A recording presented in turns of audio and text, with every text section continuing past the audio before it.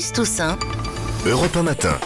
L'actualité internationale, Alexandre Ader, bonjour. Bonjour Bruce. On recommence à parler reprise des négociations entre l'Iran et le Conseil de sécurité de l'ONU, ainsi que l'Allemagne. De quoi on parle précisément? Normalement, on parle d'un arrêt du programme nucléaire militaire iranien. Ouais.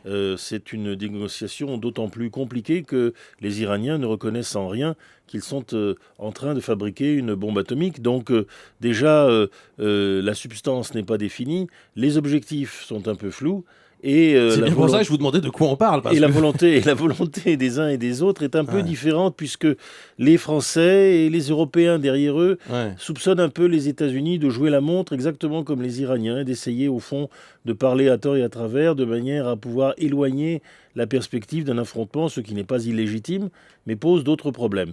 Et bien sûr, les Iraniens, ce sont les maîtres de ce qu'on appelle en Iran et en Turquie le bazarlik, la discussion du bazar. Quand vous voulez acheter un tapis, ça dure longtemps.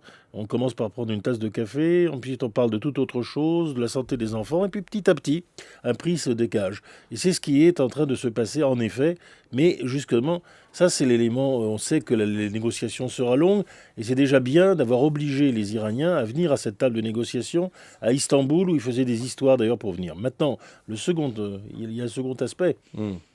C'est que les Iraniens eux-mêmes sont-ils d'accord entre eux? Nous avons eu encore une fois un couac entre le directeur de l'agence atomique iranienne et le ministre des Affaires étrangères, Salehi, qui lui-même est un ancien ingénieur nucléaire.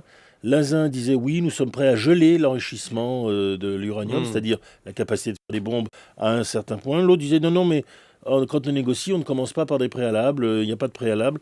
Bon, ça peut être un petit jeu, comme ça peut être aussi le signal de divergence. On sait que le président Ahmadinejad et le guide de la révolution Khamenei se haïssent, et on sait que cette affaire est aussi en train de déboucher sur une lutte pour le pouvoir à Téhéran. Donc c'est compliqué.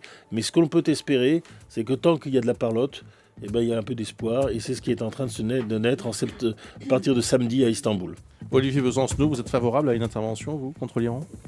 Non, je ne suis pas favorable à une intervention contre l'Iran, même si j'ai aucune solidarité avec le régime iranien. Mais je pense que dans le domaine de l'armement nucléaire, il devrait y avoir remis sur la table de la scène internationale le désarmement unilatéral de toutes les puissances nucléaires. Et puis c'est une façon aussi d'illustrer à quel point la frontière est tellement légère entre le nucléaire civil et le nucléaire militaire. Donc la question plus globale qui est posée est évidemment celle du nucléaire en général. Merci Alexandre Adler. Sur Europe 1, c'était l'actualité internationale. Avec Delta D'Or. Delta D'Or, maîtriser la consommation des énergies dans l'habitat résidentiel et les bâtiments.